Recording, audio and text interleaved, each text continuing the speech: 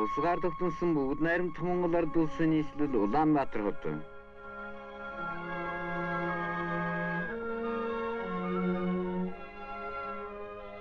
Энэ хотын анхны суур тавигдсаар 320 жил болсон юм а. Ганцхан ардын хойсгол мандаснаас хойш Улаанбаатар нэрийг олсоор 35 жилийн хөгжилд ийм нүүр царайтай боллоо.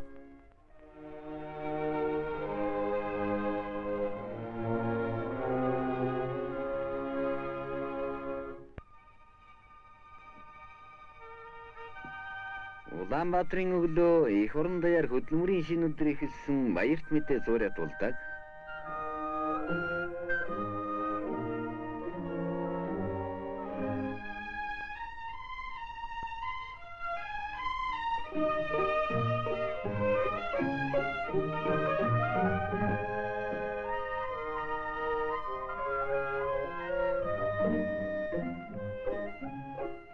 Социализм өрнөн байгуулж байгаа манай оронд хөдөлмөрийн өдрийн ажил бүхэн ард түмний амьдралын сайн сайхны төлөө зориулагддаг.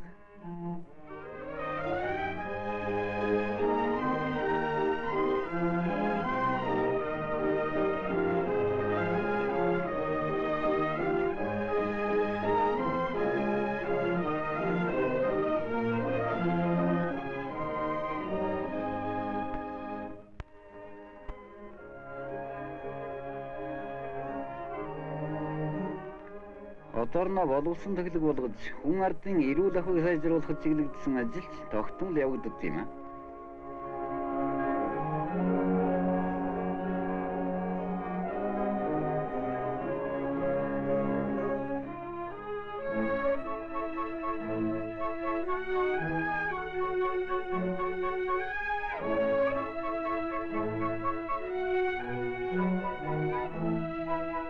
Худалдааны газруудад хөдөлмөрчдийг өргөн хэрэгцээ зүйлсээр нь боловсон төглөг үйлчлэхийн төлөө бэлтгэж байна.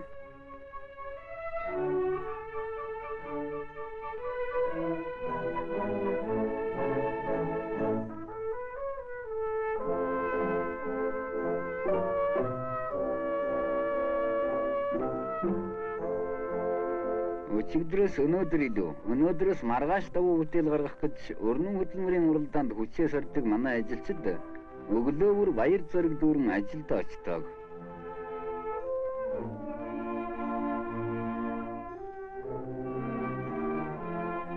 Улаанбаатарын ууган үйлдвэрийн нэг аж үйлдвэрийн комбинатаас эхлээд орчин үеийн техник төхөөрөмжөөр тоноглогдсон манай хүнд хөнгөн үйлдвэрүүд ард түмнийхээ өргөн хэрэгцээд эд бараа, хувцас хонор, гэрэл түлш, хүнс цуушийг байнга хангаж байдаг болсон юм а. Хувьсгалаас өмнө юухан дээр ч гэсэн хүний царай харддаг байсан бол одоо тэр байдал нэгэнт өнгөрчээ.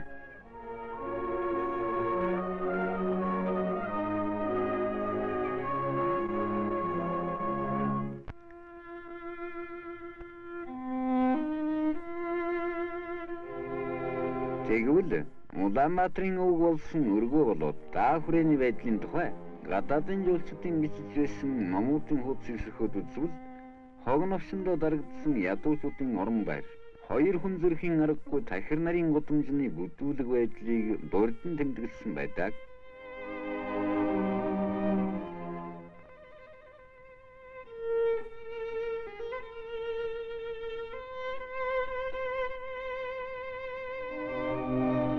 Түүний дэргэд алтан ганжирын гялалдсан дугуйн сүм нэмэгдээд их болсон 6 зүйл хамаг амтны тусын тул гэж амны үншлэг хийсэн лам нар олширч Монгол орон даяар 700 гаруй сүм хэд 100 мянган гаруй лам ховорхтой байлаа.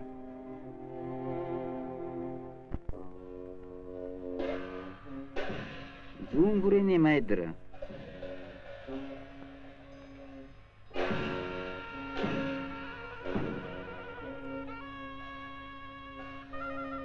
Шарын шашны хорыг ард түмний тарих сэтгэлдэн шингээж байсан лам нар Эрлэг номон хаан энэ тэр бурхан гэж ардцгар барцгар багтай цамаар айлган сүрдүүлж байлаа.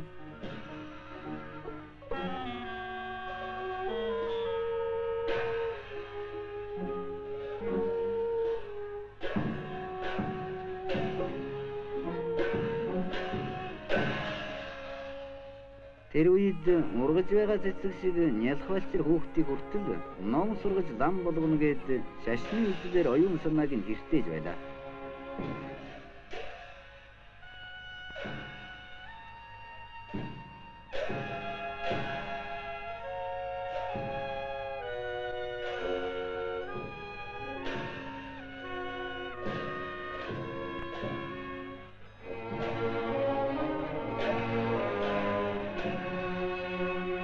ертөнцийн ерөөсөө байхгүй аимшигт амьтдад дүрслэн үзүүлж хүний сэтгэлийн гуай сайхныг эвдэж ич байлаа. Энэ бүхэн бол ард түмний оюун санааг дөөргдүүлэн мунхруулж аж амьдралын доройтуулан суйруулээд хар шар харгисууд харс ядуу ардын нуруунд дээр дураараа дургин бүжиглэж байх түшиг түлхэц нь болдог байлаа.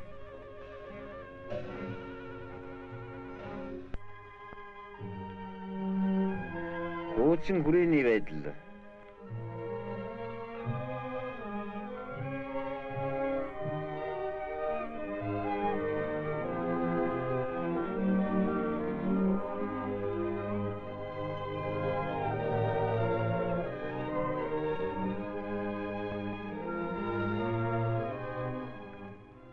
зээлийн газар ч ийм л байж гэлээ.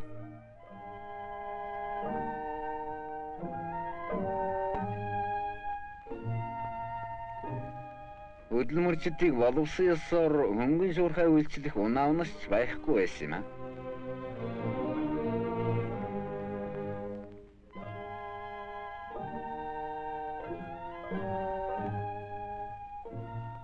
Наян тухай майдрыг бүтээгээд ч 8 дугаар богдыг залаад ч даа хүрээний байдал өөрчлөгдөөгүй л байжээ.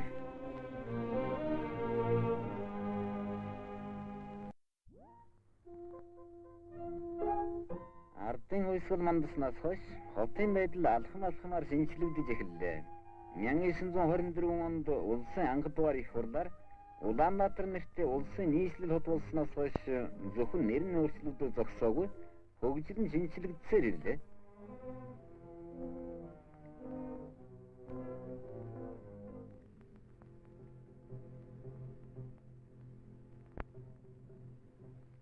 Албан үйлдвэр, сургууль соёлын газрууд жилийн жилд нэмэгдсээр байлаа.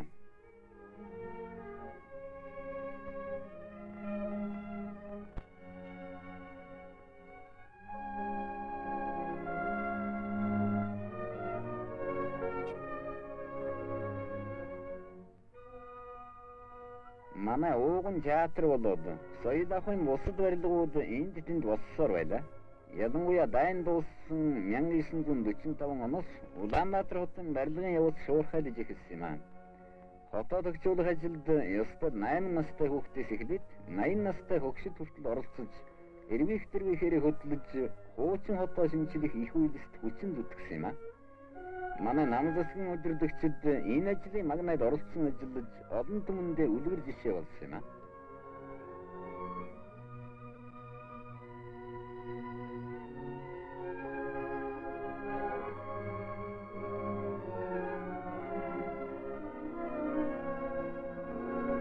Маршал Жой болсон улсын төв театрын барилгын суур тавих хөдөлмөрчдийн цуглаанд оролцож, суурийн анхны чулууг тавилтсан юм аа.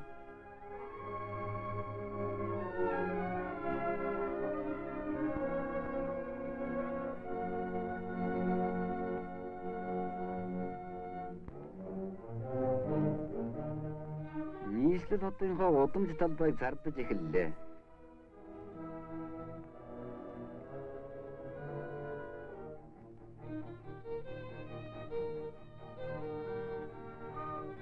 Хотоо төгжүүлэх ажил өрнөх тусам хүний хөдөлмөрийг хөнгөвчилсөн техник ажилд маань нэвтэрсээр байна. Гар хөдөлмөрөөр хэдэн өдөр хийх хүнд хүчир ажлыг хүчирхэг техникээр хэдхэн хүчинд хийдэг боллоо.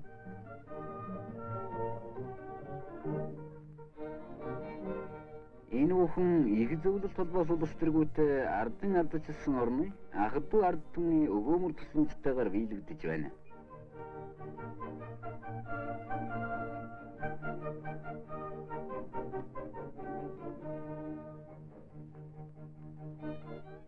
Улаанбаатараас шинжлэх ариун үйлсэд манай залуу барилгачид, бүх ажилчид, нийт хөдөлмөрчид нэгэн зорилго, нэгдсэн хүчээр ажиллаж амжилтаас амжилтанд хүрсээр байна.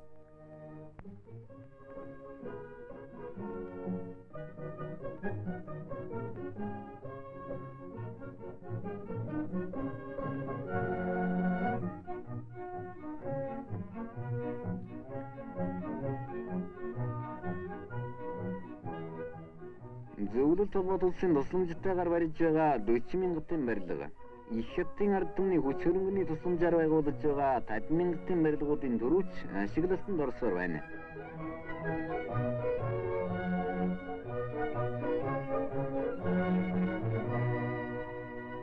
Барилгын ажил өрнөх тусам барилгын материалын үйлдвэр хөгжиж бүтээгдэхүүн нэмэгдсээр байна.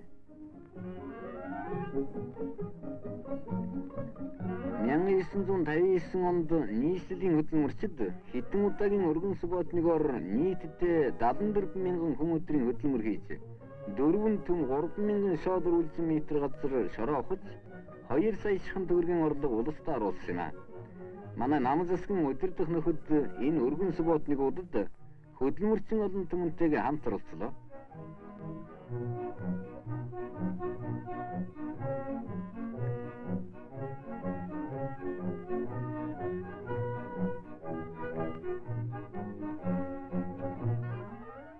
Ардын ардчилсан орнуудын элчин сайдын яамдын тэргүүн ба гишүүд нэгэн адил субботногт оролцож үр бүтээлтэй ажил уцгаалаа.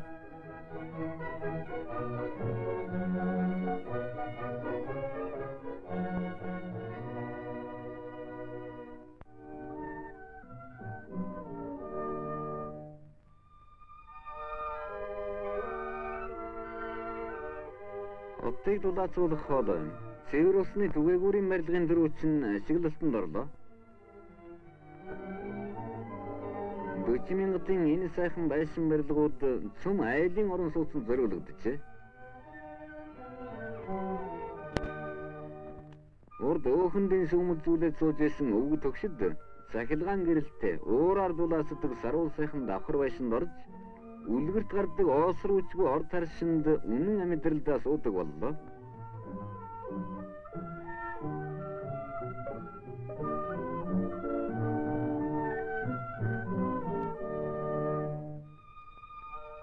Харгас засгийн үед орох оронгүй ядуу хүмүүс хүрдний ёроолд толгой хорогдож байсан бол одоо ардын засаг төр ажилчин албан хаагч хөдөлмөрчин олондоо тохилог сайхан байр сууц барьж өгсөөр байна.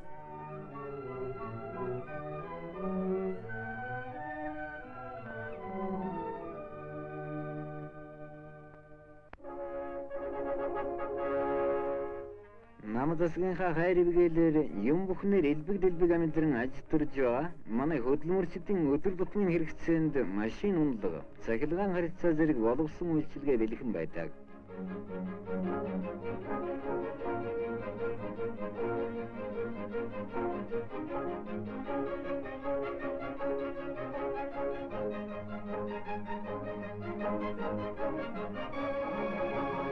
Улаанбаатарчууд бол их орон нийслэл хотоо бүх ард түмнийхээ хамт хөгжүүлж байгаа манай олон үйлдвэрүүдийн ажилчид, албан хаагчид, мөн сургуулийн сурагчид, оюутнууд юм а.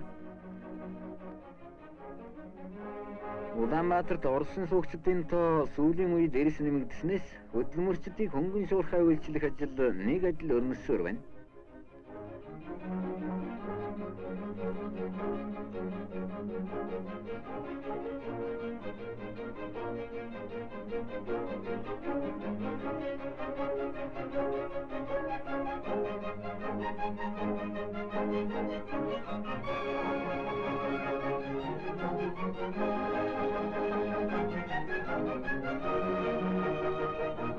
Тайван хөгжиж байгаа манай хотод түүхэд дурсгалын барилгаас бусд нь бараг шинчлэгдэж байна. Сүхбаатарын ажиллаж байсан хэвлэх үйлдвэр. Ардын засгийн газрын анхны байр. Сүхбаатарын сууж байсан байшин. Намын нуус үлгмийн байр. Анхны эмнэлэг зэрэг түүхэд дурсгалын барилгууд Улаанбаатарт байдаг. 40 жилийн өмнө 15хан ортой эмнэлэг байгуулагдаж байсан бол одоо 200 шахам их эмчтэй ийм эмнэлгүүд Улаанбаатарт ажиллах боллоо. Бас эмнэлэг сувилын газар жилээс жилд нэмэгдэж ард түмний эрүүл мэнд улам сайжирсаар байна.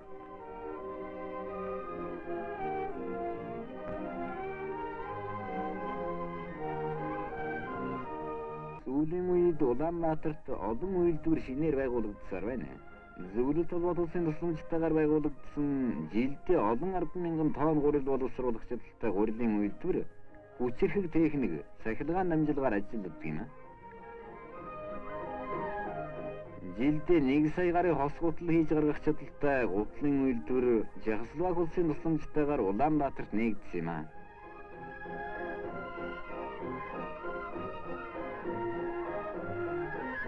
Энэ шинэ үйлдвэр үзмж чанар сайнтай олон янзын гутлаар ард түмнийхээ хэрэгцээг хангах юм.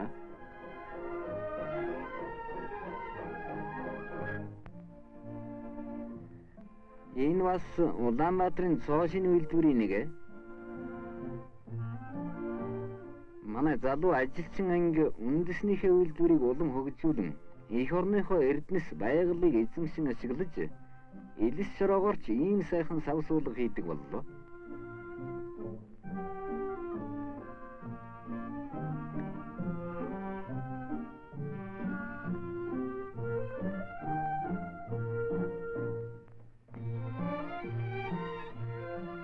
Өдөрт 30 мянган литр сүү боловсруулах хүчтэй сүүний үйлдвэртэй ч боллоо.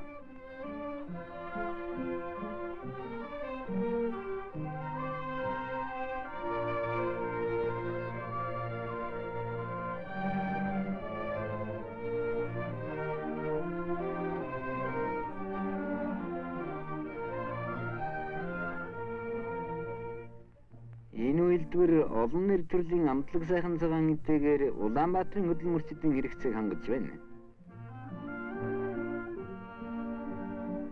Бүгд найрамдах Хятад ард улсын тусламжтайгаар байгуулагдсан нийгмийн үйлдвэр ашиглалтанд орлоо.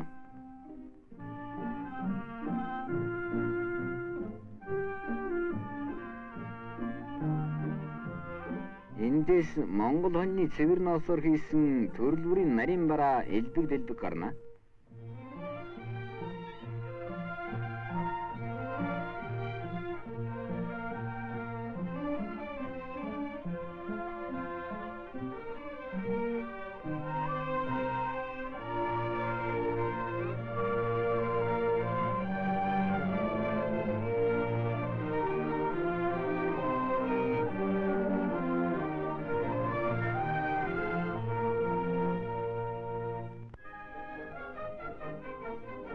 Ардчилсан Герман улсын тусламжтайгаар байгуулж байгаа гүн хэвлэлийн газар тун удахгүй ашиглалтанд орох гэж байна.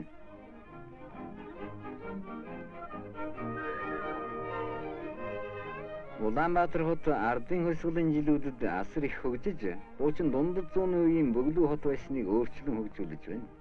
Олонтой бол баянтай гэдэг Монгол ардын жижигэн үгээр мэд ахдуу ард түмэнтэйгээ бат найрамдалтай байдаг болохоор мэдж баян тэдэж баян байдаг. Одоо Улаанбаатар олон улсын харилцааны нэг зангилгаа боллоо.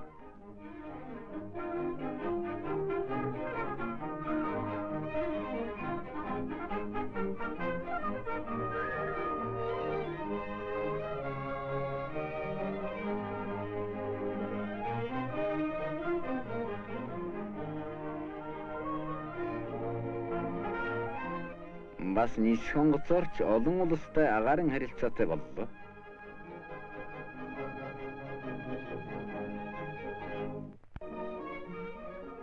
Манай зол жаргалтай хүүхдүүд аль нь ялхаас эхлэн яасэл цэцэрлэгээр шатад амжин 8 наснаас сургуулиар хүмүүжиж зуны амралтаараа зусланд ингэж сайхан амардаг юм аа.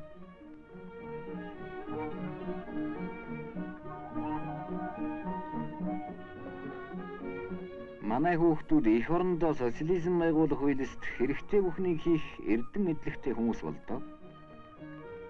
Жаахан охин Ямахаа одоо их эмч болоод хүний эрүүл энхийн төлөө мэрэгжил мэдлэгээ зориулан ажиллаж байна.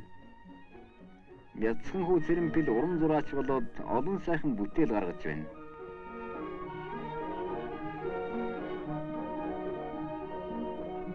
Тэр эрээн даашинзтай охиныг Гүнга гэдэг юм аа. Гүнга одоо улсын их сургуульд багшлаж байна.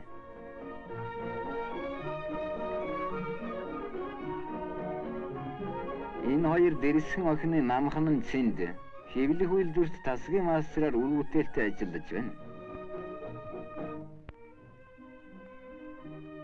Улаанбаатарын ойролцоо хөдөлмөрчдийн амралтын газар хэд хэд байдаг. Түүний нэг нь Сонгон дэх улсын амралтын газар юм аа. Улаанбаатарчууд гар хонхилгүй ажилдагч, сурдагч, амардагч юм аа. Энд одоохон 500 мянгат болох гэж байгаа жолооч ёндон өвгөн ажилчинд өөрийн туршилгаа ярьж байна.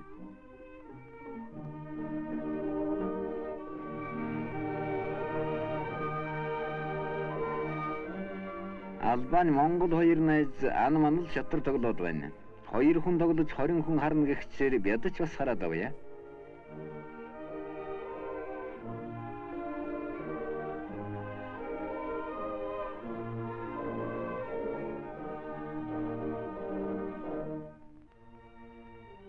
Мянган 959 оны 9-р сарын 1-ний өдөр олон улсын монгол хэл бичгийн эрдэмтдийн анх дугаар их хурал Улаанбаатарт нэгдлээ. Энэ их хуралд ардын ардчилсан орнуудын эрдэмтдээс гадна Англи, Америк, Финлянд, Япон, энэтхэг зэрэг олон орны монголч эрдэмтэд оролцож монгол хэл бичгийн судлалын талаар 10 гаруй илтгэл сонсож хэлэлцлээ.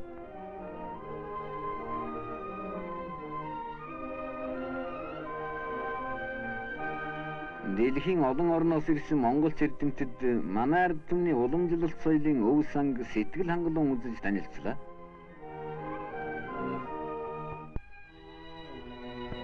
Айл хөрш гадаад орнуудад өөрийн долгиог нэвтрүүлж чадах шинэ радио станц удахгүй ажиллах гэж байна. Одон орныг шинжлэх газарч байгуулагдаж байна. Манай эрдэмтэд огторгуунуудын судлах болоод ирээдүйд хүн төрлөختөн одон оронд жуулчлах гэсэн хүсэл мөрөөдлийг биелүүлэхэд хувь нэмрээ оруулах болно. Улсын их сургууль, багшийн сургууль, хөдөө аж ахуйн дээд сургууль, эдийн засгийн дээд сургууль зэрэг соёл, шинжлэх ухаан, урлагийн олон байгууллага Улаанбаатарт байдаг учраас манай нийслэл засаг захиргаа үйлдвэрийн төвөөс гадна соёл, шинжлэх ухааны төв хот юм аа.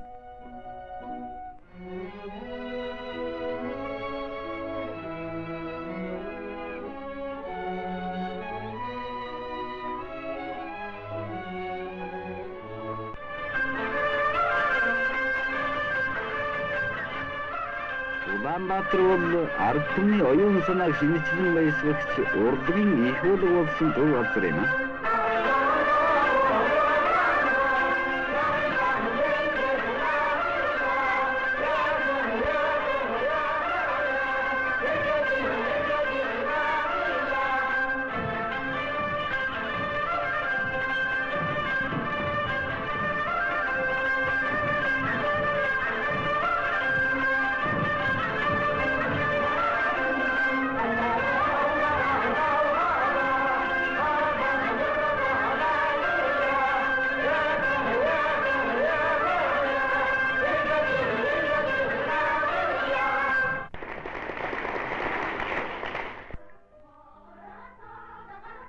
Бидний өөрчлөн байгуулж байгаа Улаанбаатар маань хөгжлийнхээ ихэнх шатандаа яваа залуу хот юм аа.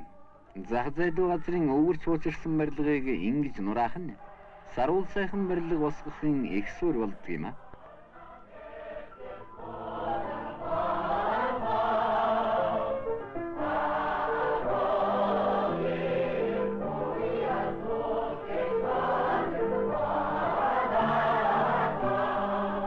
Манай Улаанбаатар ойрын ирээдүйд ийм хот болно. Улсаа хөгжүүлж Улаанбаатараа тохижуулахад манай бүх хөдөлмөрчид, барилгачдын бүтээл хөдөлмөр өндөр амжилтанд хүргэнэ.